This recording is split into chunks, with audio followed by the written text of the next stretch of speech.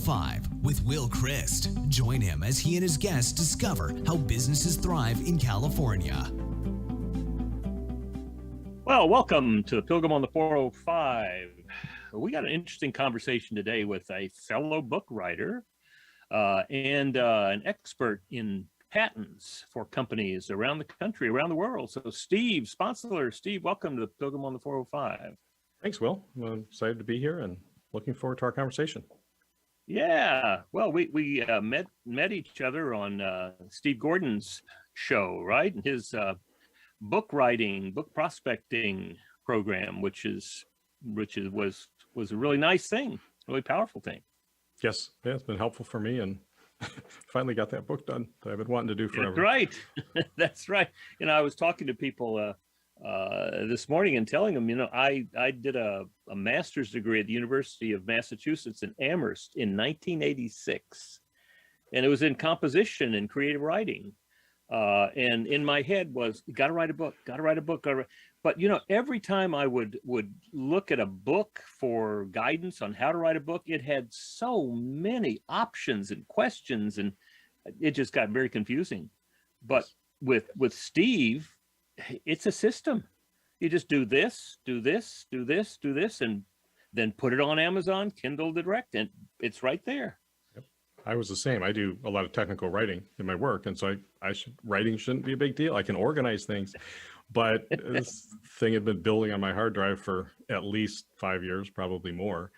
And then just find, like you said, having a system, and part of it was putting some time limits on it. It's like, okay, you're going to pick a title, or you're going to do this part. You've got 60 minutes, and that's it. It's done at the end of that time period. And you got to move on. You can't dwell over it for weeks or months, right, or whatever. So. Yeah, it's great to get it done. Sorry. Well, that's one of the things in EOS, right? The entrepreneurial operating system, where one of the 6 key components is process. And I'm finding that as companies want to move to the next level, that their process really becomes very, very important on, you know, what you were talking about how do you get on-time delivery? Well, you have limits for every work center along the way. And just like you were saying, for every piece of what you're doing, like come up with a title, you've got a certain amount of time to get that done if you're going to get your book done. And getting that process, that's what I really appreciate about what Steve did for me, and it sounds like for you too, is developing that process and then expecting that we're going to go through the process and finish it on time. Yeah. So talk to me about your patents, patents in the world. Where there's a lot of conversation about that I'm hearing about patents. Are they too easy, too long? Should they be shortened? Should we do away with the whole patent system? Talk to me about the value of patents for us.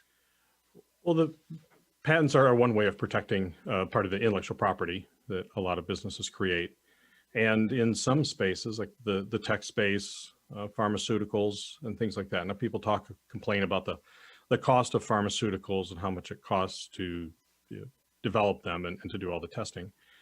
But if you didn't have a way to protect them when you get done, a lot of the pharmaceutical companies, they couldn't justify the expense of investing it. And I won't get into the drug pricing things, but it's an incentive for companies, any type of company, to develop some new inventions, to advance technology or science or whatever industry they're in, and gives them a way to protect it. It's limited. They get a 20-year protection, right to exclude other people from using an invention if they get a patent on it. That specific invention, you don't have patents out there that are going to stop you from making a vehicle or something like that.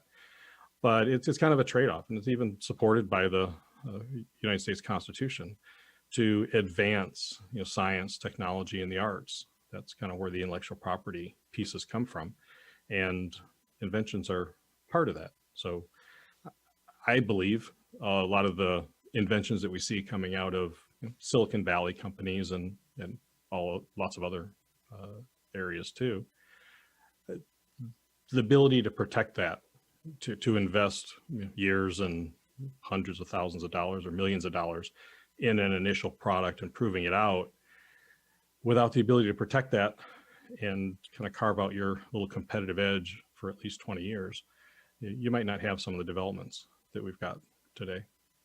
Well, that does provide some protection for an investor, right? Yes.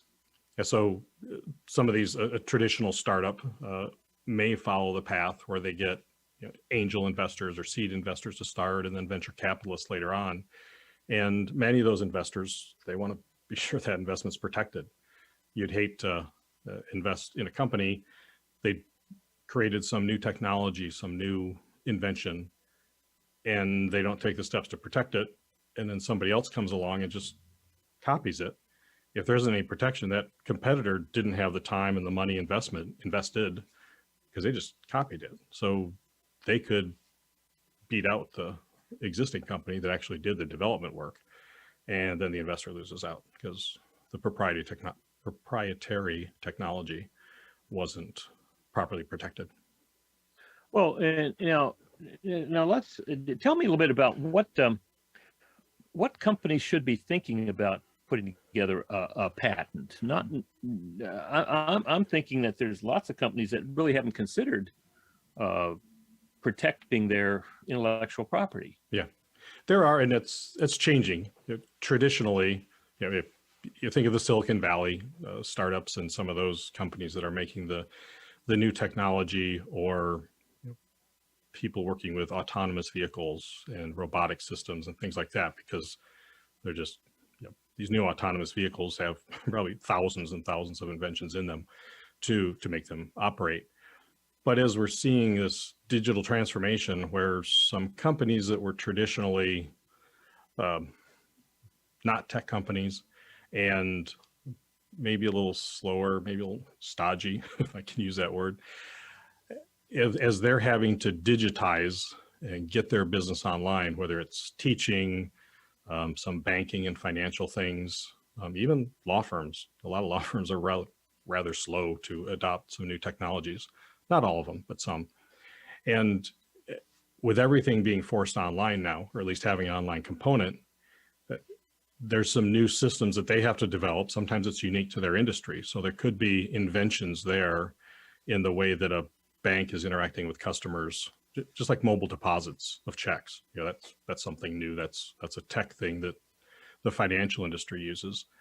And you're also seeing kind of different things converging, this digital world converging on a traditionally non-digital business or products, is making a whole bunch of new categories. And so a lot of these companies that haven't thought about it before should be, because if they come up with maybe a bank comes up with a great idea to provide a better customer experience or a better online experience for the customer, if that's something really unique and it's an invention you could protect, that could give the bank an edge, a nice advantage. I noticed that Chase Bank seems to be right at the cutting edge all the time with new, and then maybe 6 months later, Wells Fargo will come up with something like it, doing the same kind of process. So it's interesting to see that there are companies who take the leap first, and then that changes the marketplace. Mm-hmm. It can be something like mobile check deposits. I don't know when those first came out, but they weren't around 10 years ago. So whoever got that first, customers may not even, they didn't know they would want it. And once one company offers it and it gets reviewed and customers start using it, like, wow, this is great. I don't have to go to the bank to deposit the check. Right. Then the other ones will start saying, well, hey, that's customers talk to their friends and like, well, Bob over at ABC Bank, he can do this. Why? I'm with your bank. Should I switch? Or are you going to add this feature for me? So sometimes it's the customers and the market demand that'll drive them to adopt some of those new things. And it's not always the banks that have to create the technology and then patent it. Sometimes it's a third party, right? Yep. Yeah, some of these can be, whether they're vendors or even like an intermediary company that provides services to the bank. So another company could create the inventions and then offer to provide the service to the bank. So the bank doesn't have to have the software team to develop them. It partly depends on the size of the bank. A Wells Fargo or Chase, those are large organizations and they do have some tech people. But Well, so if there's a company in, my target market is 10 to 250 employees. So if there's a company who hasn't really considered doing patents, what would be the process to even think about that?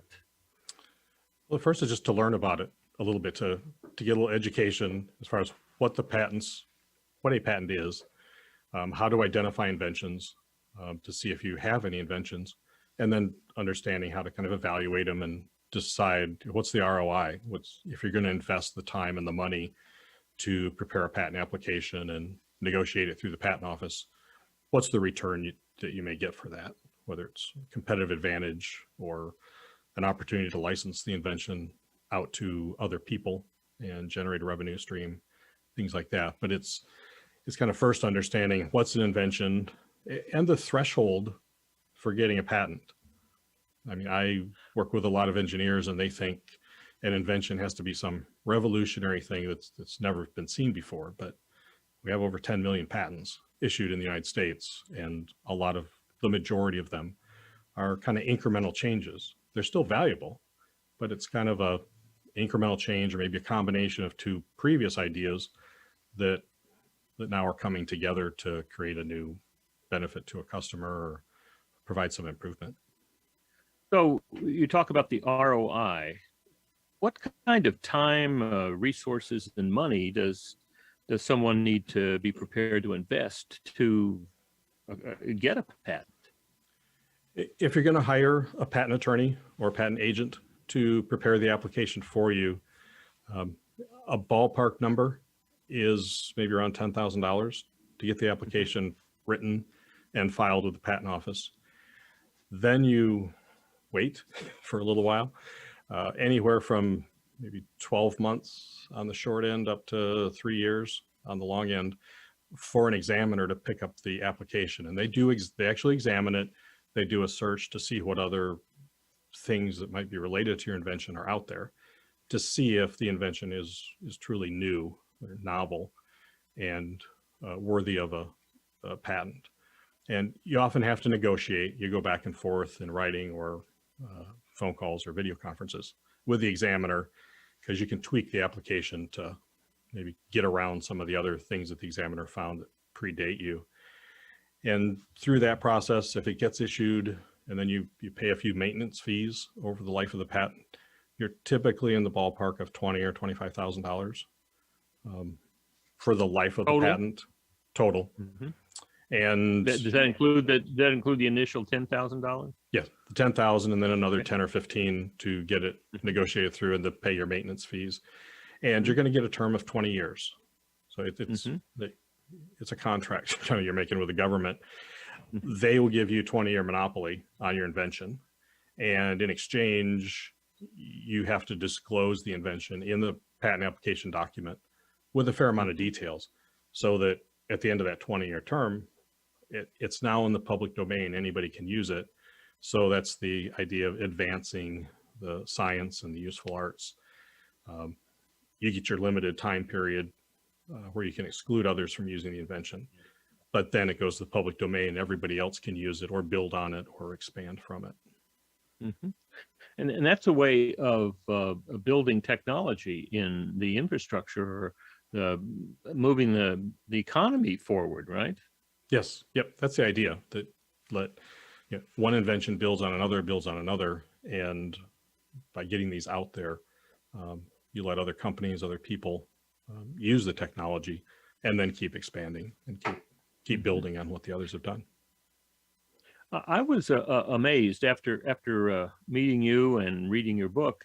I began to talk to some of my manufacturing clients, and I was surprised. One said to me, "Oh yes, we have some of the best patent attorneys in the country on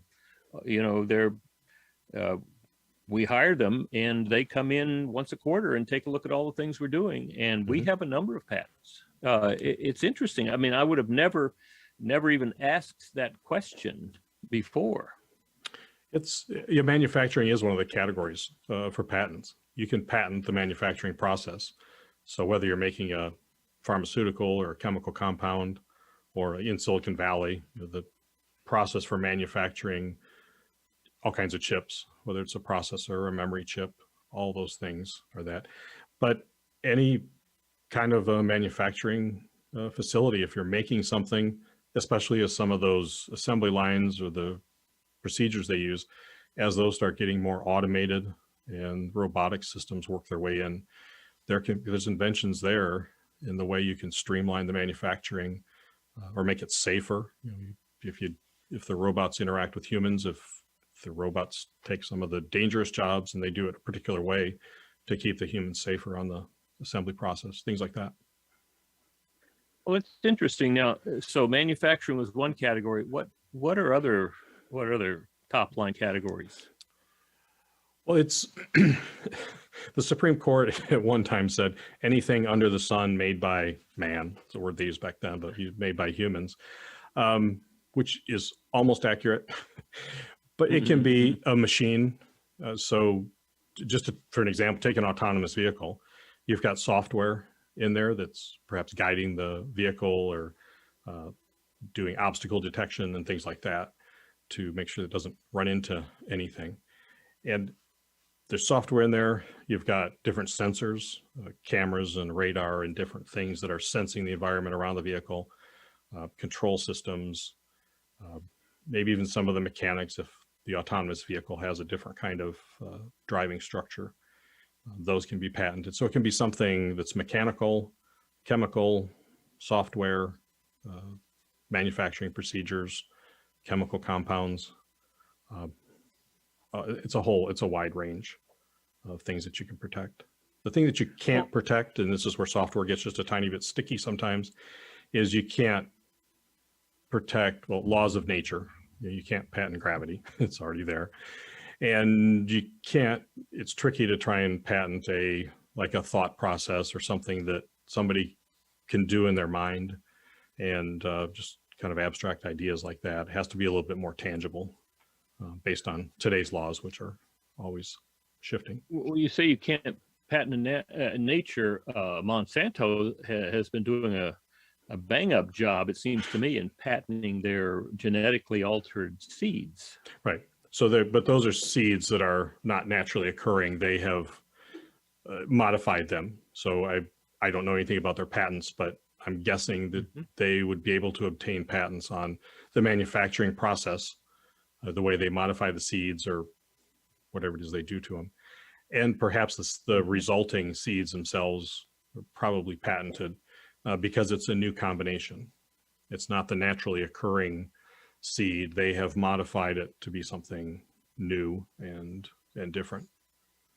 Well, I think they've done an interesting end run by I was reading about Terminator seeds, that they've certainly patented the genetically modified seed, but then they also constructed that seed to be sterile. So after it produces the plant, it will not reproduce seeds. So farmers can't hang on to the seeds and plant them again next year. That's an interesting piece of interesting strategy. I'm not sure that I'm really comfortable with that, but it does seem to be that's their strategy for having to come back each time and buy new seeds from them. Right. Yeah, they're not necessarily trying to be the public favorite, but from a business standpoint, I also understand that you have new sales every year because you can't reuse the seeds. Now, so what happens to the value of a patent? Does that become part of the balance sheet? I'm not an accountant, but I've seen the way they do company valuations, especially when they're looking at investment rounds. If a venture capitalist is looking at, you're trying to figure out what's the valuation so they can figure out how much equity they're getting for the investment. And they put value on that, especially an issued patent. Then there's companies that will specialize in that, patent valuations, and they'll look at how broad the patent is. Is it a very, very specific invention that maybe somebody could design around fairly easily? Or is it something broader that, well, this affects not just this company, but it affects a lot of people in the same industry. So there's potential licensing revenue if you license that to other people. And they'll look at how much term is left in the patent. If it's just got 2 or 3 years left, then you don't have too much enforceability left. It still could be valuable, but might not be the same as a patent that still has 12 or 15 years left. but they do value those, and different investors are obviously going to look at it differently, and it may depend obviously on the other factors of the company and how they're valuing the whole package. Well, there are companies out there, or groups of people, whether they want to call themselves companies, but there are groups of people out there who specifically will create a patent that somebody is already using but hasn't patented and then sue them for the value, right? Well, there are companies out there that get patents and they're not manufacturing anything. So they have engineers or developers and who come up with inventions, and you're not required to prototype an invention in the United States. So you can come up with this idea, you describe it well enough so that somebody can implement it, and then they get a patent on it. Now, if somebody else has already done something and it's been out in the public for any period of time, they're not likely to be able to get a patent on that because the product existed first. That's what we call prior art. But they could try and make some really tiny modifications or other things like that to cause problems. And those are particularly problematic, especially for tech companies. These individuals or groups that create patents, but they're not manufacturing anything themselves or not selling anything other than licensing out these patents. Because if you have two companies that are selling products and they both have patents and one sues the other for patent infringement, then the other can just turn around and sue them back with their patents, and you can work out some kind of a settlement, typically. But in this case, you don't have that, because if all the company's doing is licensing out their patents, they're not selling anything that could infringe somebody else's patent. Their business activity is solely licensing out the patent rights. So it's kind of tough for tech companies. So once somebody has a patent, it's no longer a secret what they're doing. Is that right? Correct. The patent will publish. Sometimes an application will publish earlier, just depending on some different factors. But yeah, then the patent application will have quite a bit of written description describing what the invention is, how to make it, how to use it, how to implement it, and usually at least a few sheets of drawings, sometimes a lot of drawings, to help with the explanation. And that all gets published. So it's out there. You can't use it. It's protected by the patent. Right. But it does get out so people can look at it, and somebody could read it and it's like, well, this is a good idea. And that, even though it's still protected, the invention is, it could be a springboard to a bigger idea. Like, well, I see how they did this, but hey, I got a better idea, or this triggers something else. So it can have a positive impact then on the marketplace and new products and things like that, even before the patent expires. So what is your role in the patent industry? I focus on helping companies identify and protect their most valuable inventions. There's another side of the patent world is doing litigation and those things. I did some of that early on, enough to learn that that's not what I want to do. So I love working with the companies and maybe teaching their team about inventions, what is an invention and why you should protect it. And then I can help them, especially if they're newer or they just wanted somebody outside with a little different perspective to come in and help them with brainstorming. And we do something called Invention Mining. If they've got a product or a system that's been released, we'll go back and take a look and see if they identified all the inventions that are in that. And so that then the idea is get a whole pool of inventions, identify everything that you've got, and maybe brainstorm some new ones, and then evaluate those. Take a look at your company values, your company goals, and figure out which of those inventions have the most value for your organization. And then based on budgets and things like that, we'll prepare and file the patent applications for those ones that are the highest priority and hopefully give the best ROI. So you actually prepare the application and file them for your clients. Yes. Oh, good. Yep. Good. So what's the role of the patent attorney? Well, that's what I do. I am a patent attorney, and some of the earlier parts of the brainstorming and even some of the prioritization is a lot of that's talking more business rules. But in the evaluation, you need to look at how a patent could be interpreted and how they might value it when they're, evaluating and prioritizing them. But then when you get to the act of writing a patent application and filing it with the U.S. Patent and Trademark Office, that's generally done by a patent attorney, or there's also people that have the credential of a patent agent. They have passed the patent bar exam, so they can file patent applications and negotiate and communicate on behalf of a client with the patent office. But they didn't go to law school. They can't advise on legal matters and things like that. So either the patent attorney, patent agent have the training to write a good, solid patent application and then get it we call it prosecuted, but negotiation is kind of a less legal term for how you get it through the patent office. What would you say the hit rate, the positive hit rate for patent applications is? Is it great, or is it, is it a hope, a dream?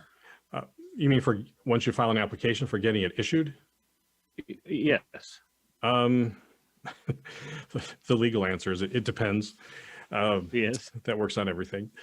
It can vary by industry and the strength of your invention. So if some people file inventions that have a lower likelihood of getting through, but if it gets through, it's a high value. So they're willing to do it.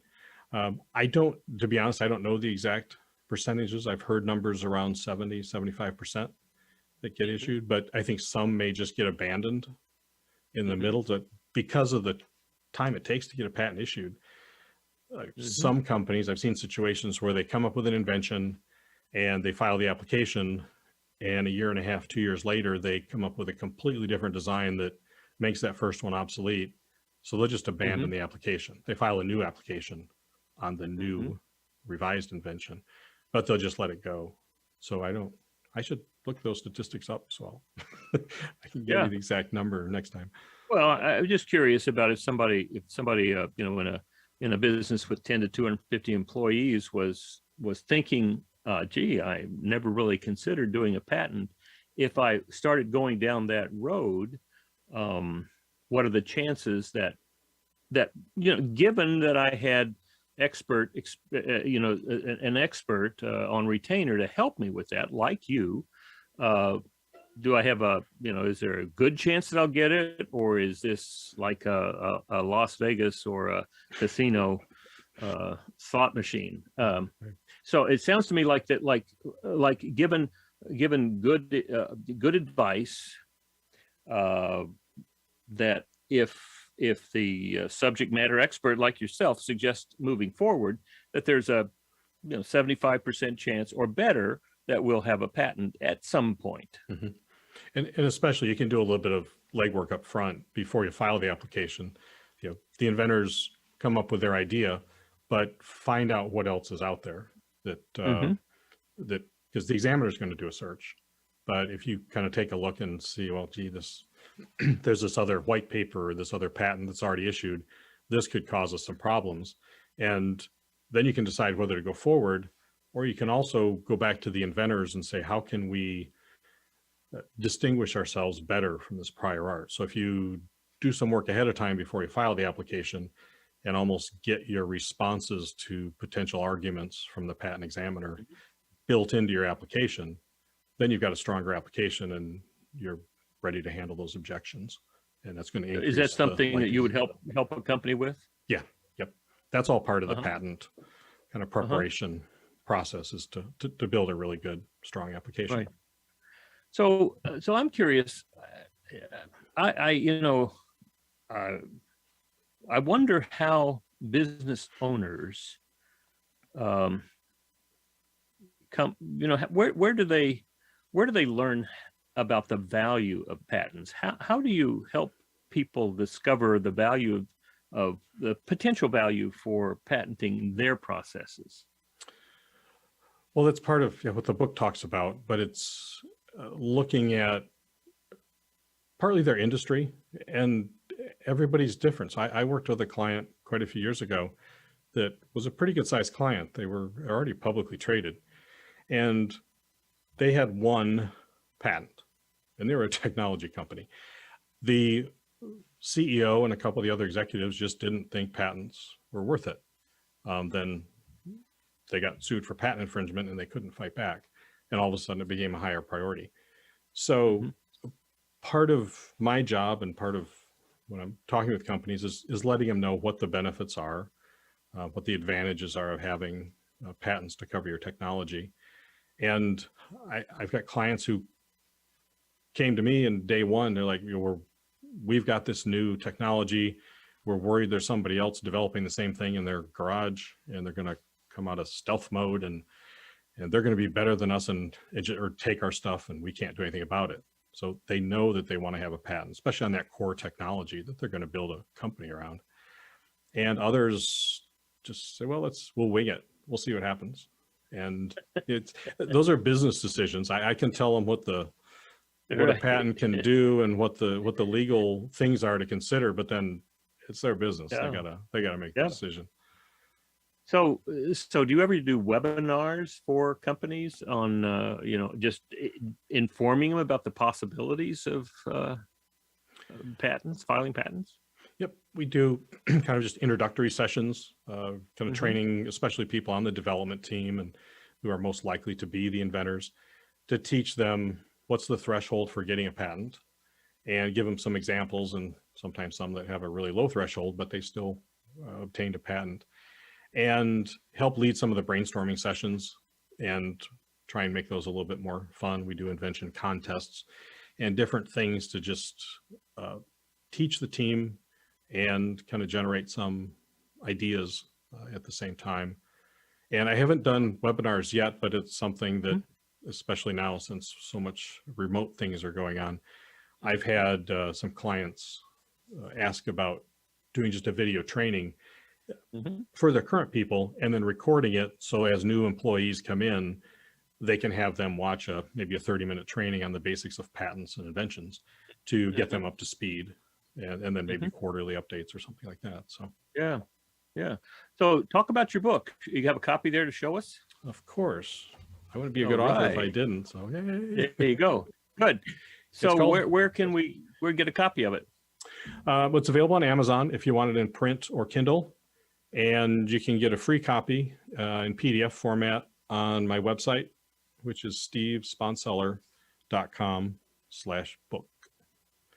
Okay. And it's basically, I wrote it, I've been doing this for about 25 years and trying to simplify it. So many people think patents are extremely complex, and they can be, but from the inventor side and from the company side, there's 3 main steps. You identify the inventions, be sure you capture them all. You evaluate them, see which ones are most valuable to your company and can give you the best return. And then you protect the right inventions, those highest value patents. So that's what it summarizes. And I kind of give some ideas and things to think about in each of those steps, but just try and keep it simple. And then leave some of the other back end details to me. Well, those are the five leadership disciplines that we teach in EOS is number 1, simplify, which sounds to me exactly what you're talking about. And number 2 is delegate. Now, do people ever identify people in an organization whose responsibility is to come up with patentable ideas or to identify patentable ideas out of what they're currently doing? Some do. Some companies, as part of their product development, maybe checklist as they get to the end, often they'll have a question, are there inventions in here? Or what inventions did you come up with when creating this product? That's a good way to do it. And sometimes if you're a little more proactive and go in and actually talk to the inventors and find out, because sometimes the engineers will say, oh, in hindsight, it seems simple, but if they got stuck on a problem and it took them 6 months to solve it, their solution could be an invention. So, we teach people to simplify, delegate, then to predict. So that's what I was asking you about, the prediction, and it sounds like a very high prediction if certain criteria are met. And then we ask people to systemize it. So systemizing, that's what I was fascinated with one of my manufacturing clients, because they actually have systemized their process for identifying patentable processes and patentable products. Like they have one of the top patent attorneys in the country come in. They have on a retainer, come in every quarter, and they look at everything that they've done in the last quarter, and certain things there are patented. So they systemize it, and then finally they have a structure for it that they have people who are responsible for that. It's amazing, just simplifying, delegating, predicting, systemizing, and structure. Now, when they do that creates a value for them, right? Oh, absolutely. Yeah, the patents that get issued are assets. Those are, we refer to them as patent assets or just assets in general. Definitely. So what's the relationship of innovation to patents? So everybody has, or there are many different definitions of innovation and inventions. And innovation can be just an idea. It can be quite valuable, but maybe it's just a business process, or I don't mean to diminish it by saying just, but maybe it's a business process that you can't patent by itself, and it can have value. But then when we start talking about an invention, especially something that's patentable, it's getting a little bit more tangible. You're taking maybe an idea, which by itself, maybe you couldn't patent. But as you take that idea and start incorporating it into a product or a service or an assembly machine or something like that, now you're moving towards something that you can patent and protect that kind of that embodiment of the idea. So that's kind of how I look at the innovation. Can be a first step in some of those ideas. And then as you refine them or get them into something real, like a product or service, that's when we start looking at the inventions and if they're patentable. So I would assume that at the early stages, before they're patented, you would be signing NDAs, right? Yes. But after they're patented, then no more NDA, right? For that particular application. Yeah. Well, once it's published, right, then everybody can get it. Yeah. So tell me some stories about companies that you've worked with and successful and sometimes not so successful. I'll start with the positive, the wins. We have worked with quite a few different companies. One was just launching some new e-commerce services, and it was a crowded space. This was 7-8 years ago, but e-commerce was very strong at that time. Amazon was very strong already, but they came up with some new ways to do the user interface, the way you would present a potential product or something that the customer might want, based on all kinds of different background data, and even some variables like the time of day, the day of the week, and the seasons, and all kinds of different things to figure out what you're going to put in front of the customer and in what order. And it was interesting. It was unique, and it works. I've had, well, the company I did mention earlier that had already gone public, they, because they didn't have any issued patents, they kind of became a target of litigation because they were growing. They started taking a little bit of market share from one of the really, really big players in their industry who didn't like it, and they had an arsenal of patents. So they were sued for patent infringement. And the only way they could really fight back was to go buy a couple of patents to then try and get what's called a cross license. You negotiate and say, look, we've got these patents that cover what you do. You've got patents that cover us. Let's work out an agreement. But the company survived, but they spent a fortune to acquire those patents, because when you're in litigation and everybody knows that, the price of the patent goes up. And it was just disruptive to their business. Had they had a little bit stronger patent portfolio, this big company might have gone and targeted somebody else, but they were targeted, in our opinion, because they didn't really have anything to fight back with. So. Oh, and like you were talking about earlier about coming up with algorithms for predicting when and how people would buy. I presume that once that had been patented, then they could either license that technology or they could sell the whole company to someone who would buy the patent as well. Yes. Yeah, there are quite a lot of startups, as you probably know, that their exit strategy is getting acquired. So having some patents that to protect what their proprietary, whatever the new thing is that they're adding, that's something that an acquiring company will want to take a look at. Or they may want to continue to develop more things and build a business, but yet allow certain people to license their technology. So that's another income stream. They're generating some money from the patent while they can exclude other people that don't have a license as they build the company. So both options. So let's suppose, Steve, let's suppose that I am a business owner, been in business 4, 5, 7, 8 years, and I'd like to explore patents and the value it might bring to me. How would I go about doing that with you? I start out just with an intro call with people, just kind of a get to know you call to see what they're doing, see if it's something I can help them with, see where they're at. And yep, that's just a complimentary call to get started. And then at the end of that call, we can kind of decide do patents make sense? Are they not ready yet? Do they need to do some more development? And if they do make sense, kind of what the different options are, how I could help them either identify the inventions they've got and evaluate them and help them create the systems to do this. I can help facilitate it the first couple times through, and then they can kind of take it over and then file patent applications that they need. But I'll work with their team to do some education and to walk them through some different brainstorming techniques and how to run a patent evaluation committee meeting to evaluate what's come in, things like that. Well, that's interesting. That's interesting. Now, if a manufacturing company is using, I suppose any manufacturing company would have a high chance of having some patentable processes.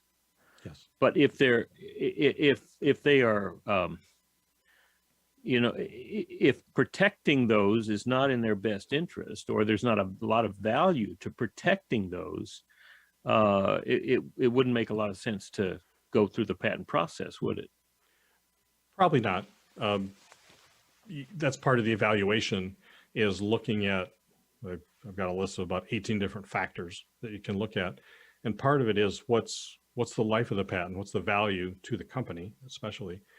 But also, one of the things we would look at, if it's something unique to your company and it works really well on your assembly system, but it really wouldn't work on anybody else's because it's something that's peculiar or unique to your system, then there's probably not a lot of value, because the patent's probably not going to cover many other people out there. Nobody would pay for a license on a patent for something that they're not doing. So that's what we look at, is how broad is the application? What's the life? If this invention's run its time and you're not going to continue it, it doesn't make a lot of sense to invest in a patent. If you've got a version 2 or something else coming along that's going to be the new latest and greatest. Now, would a company process be patentable? A process for a workstation, a work center, completing products, would that be patentable?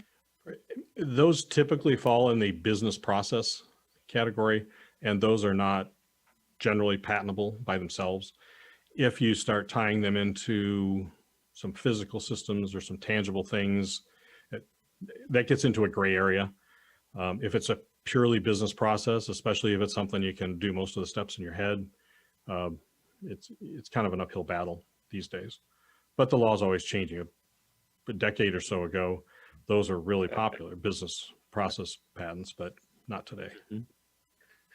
So if someone listening to this conversation said, gee, I've never really thought about patents before, or maybe I'm not happy with the current system that I'm using for evaluating my patents, how would they get in touch with you? Go to my website. Website is stevesponseller.com.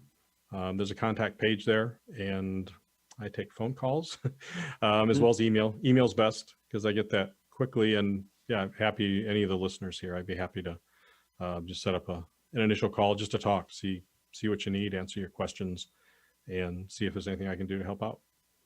Good. Good. Well, this has been really very interesting. I mean, this whole notion of patents, I read a lot about it.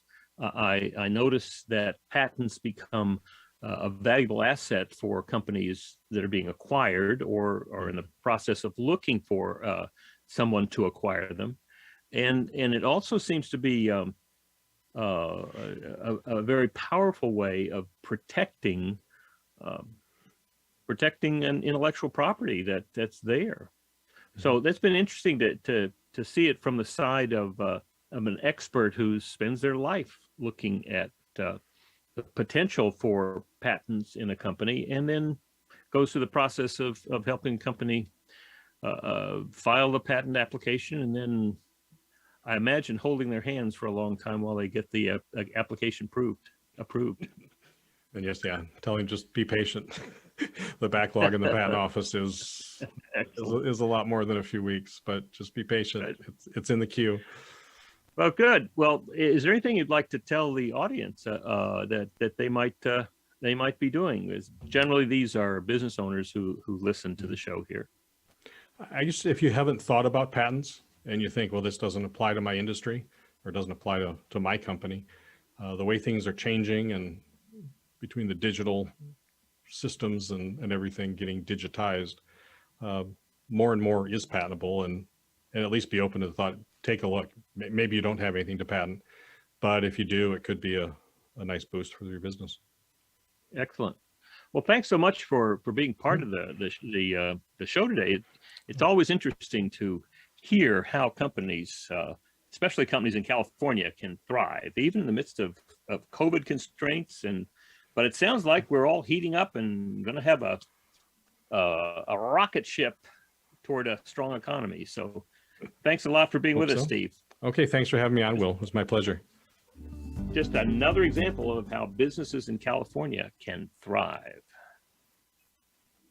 To hear more of the programs in this podcast, go to www.willchrist.com.